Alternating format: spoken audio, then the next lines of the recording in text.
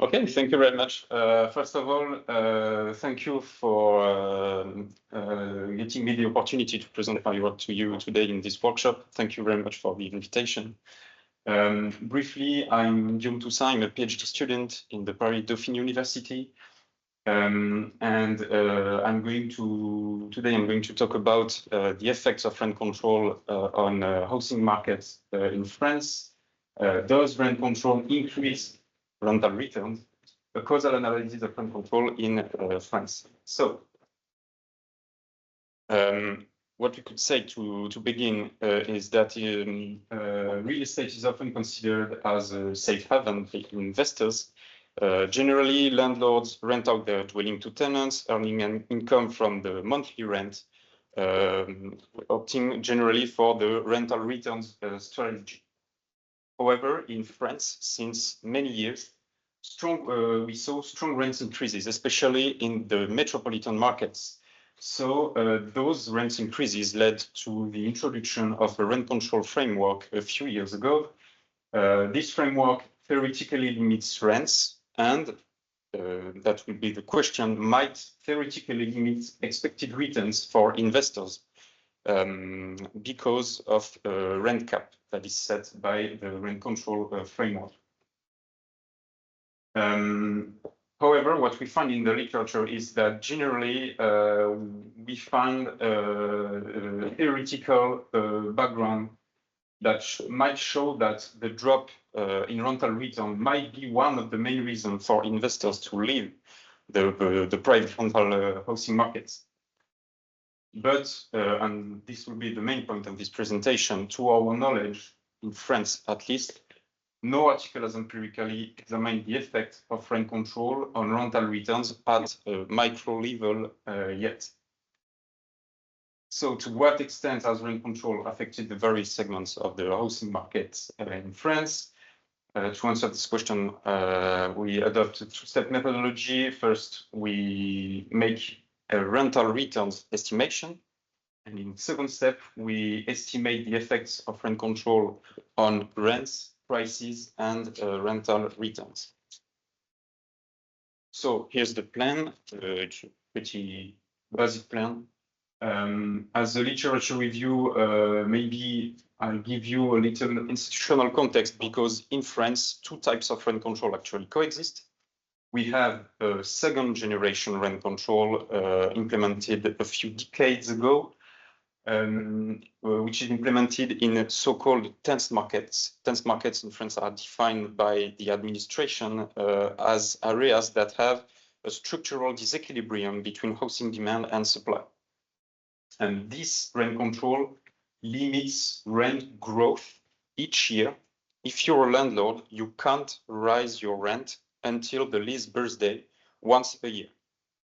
And since a few years, we have in France a first generation rent control implemented in some of those tense markets, especially in the huge metropolitan areas. And the goal of this rent control is to set a rent cap that can't be exceeded in theory. We'll discuss it later in the presentation. And in this presentation, I'll talk about Lille and Lyon, two cities that introduced first generation rent control in March 2020 for Lille and in November 2021 for Lyon. So here's the zoning for rent control in the city of Lille. It's the pretty same thing. For Lyon, we have a decreasing gradient patterns of rent caps, with the highest rent caps in the inner city and the lowest rent caps in the suburbs of Lille. So really briefly, because after 2 days of rent control workshop, I think we are familiar with the literature about rent control, but what we can summarize is that rent control have some positive effects, especially on the demand side. It might be effective in slowing rent increases, and it might protect low-income tenants from rents rising. However, what the literature shows is that there are some negative effects, especially on the supply side, because it creates rent diffusion on unregulated market, because unregulated markets become a deferral market and captures the rental investments. It might lead to a decrease of housing stock quality because landlords stop to invest in their dwelling, and it might reduce housing rental stock in the long run due to a potential decline in investment interest. So here are the main three assumptions in this work. I'm sorry, can you see? The first one is that rent control led to a decrease in rents. Because rents are constrained, landlords are forced to drop rent levels. The second assumption is that rent control led to a decrease in prices because due to a decline in investment interests and due to a drop of transaction demand. And the third assumption is that rent control had therefore no significant effect on rental returns due to a drop in rents and transaction prices simultaneously. So we use two databases to solve the issue that, to our knowledge, in France, no database observes simultaneously transaction prices and rents. So on the one hand, we take a transaction database, which is treated by the French notaries and the French ministry, which is called DV3F. This is an exhaustive database of all transactions that occurred in France. And on the other hand, we take a rental database, which is treated by Clameur, a French rent observatory that collects signed leases from assets management. And the goal here is to train a mass appraisal model on the transaction database to ask this model to estimate a price for each rental unit in the rent database by training an AI model. So by doing this, we're able to we computed a database that observed both rents and an estimated transaction price. And so we are able to calculate the rental returns, which is basically a rent to price ratio. And therefore we are able to estimate the effects of the introduction of rent control on rents, prices, and rental returns. So in terms of methodology, we use double differences design. Briefly, the double differences design, the goal of this design is to construct an experimentation in a context where treatment and control group are not randomly assigned. So we segment the sample between 4 parts. A treatment group, a control group, and in 2 time periods, before treatment happens, after treatment happens. And because we suppose that the trend in the expected outcome would have been the same without treatment, we can infer a potential average treatment effect. Then we take as a treatment group Lille and Lyon, 2 cities that introduced rent control in the recent year. We exclude Paris from the analysis because Paris has exceptional features, and France is a highly centralized country, so the rental housing market is very specific in Paris. So we excluded it from the analysis and only took Lille and Lyon. And the control group selection is the following. We selected only cities that are metropolitan areas, so dense urban markets that have a 2nd generation rent control, because Lille and Lyon have a 2nd generation rent control, and that have never experienced a 1st generation rent control.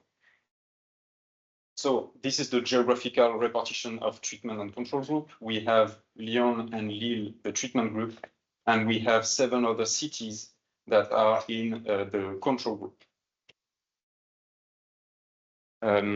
So last slide about the method.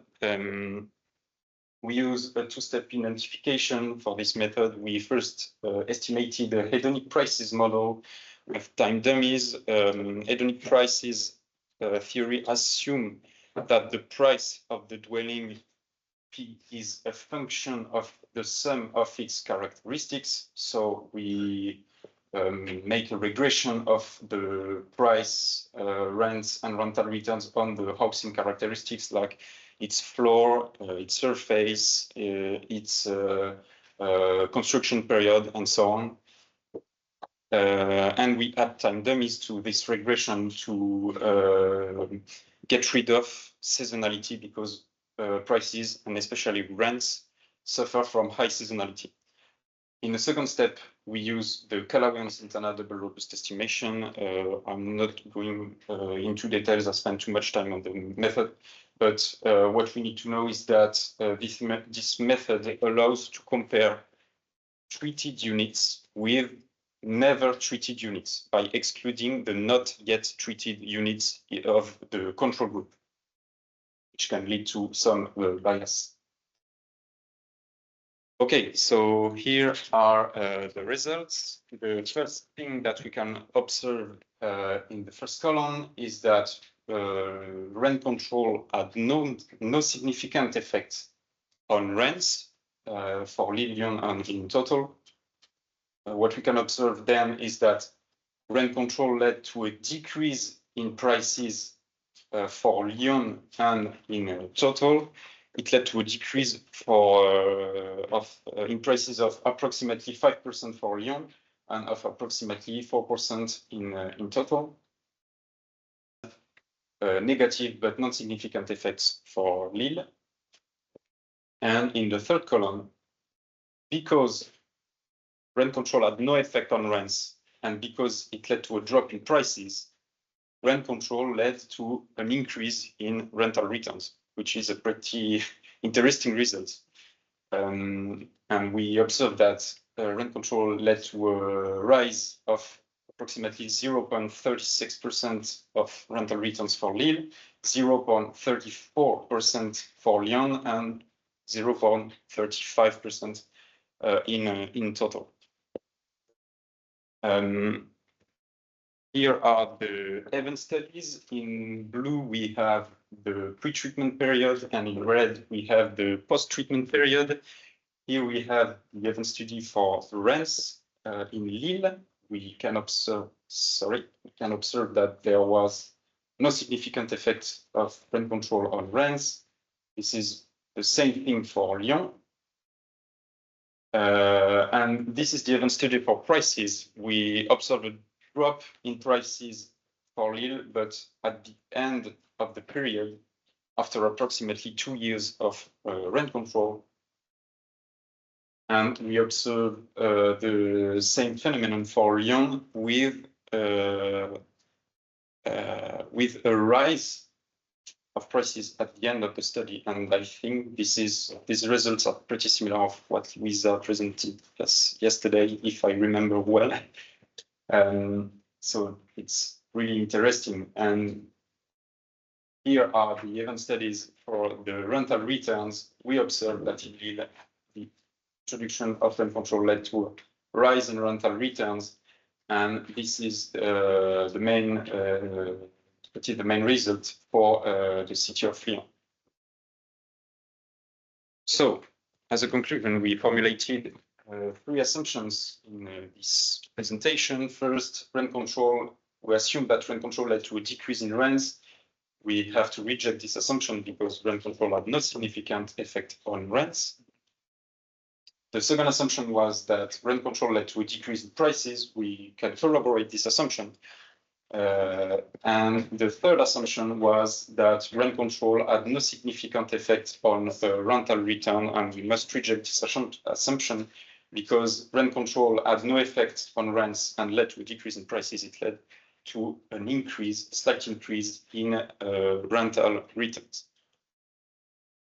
And here's the conclusion, and maybe I would like to discuss it with you, but what I didn't mention in this presentation is first that rent control in France is not a coercive measure because landlords do not fully respect rent control. because basically there's no fine if you don't respect rent control as a landlord. We observed in our databases that 25% of the leases signed in 2022 in all the cities of our sample exceeded the rent cap. And what is pretty interesting is that in the law, in the French law, landlords are allowed to exceed the rent cap if their dwelling has so-called exceptional features. But those exceptional features are not clearly defined in the law. We don't know what an exceptional feature is. And the main result of this presentation that we saw is that rent control leads to a decrease in transaction prices due to a decline in investors' interest rather than a decrease in rents. And to end this presentation, I think, in my opinion, that rent control might not be a relevant tool to make housing affordable and have to be seen in a context of metropolization, which centralizes jobs in huge cities and therefore put pressure on prices and rents. And what we could find kind of ironic is that those metropolization dynamics are often supported by public authorities themselves. So maybe it is time, like some French scholar suggested, to rethink the metropolization laws. Thank you very much.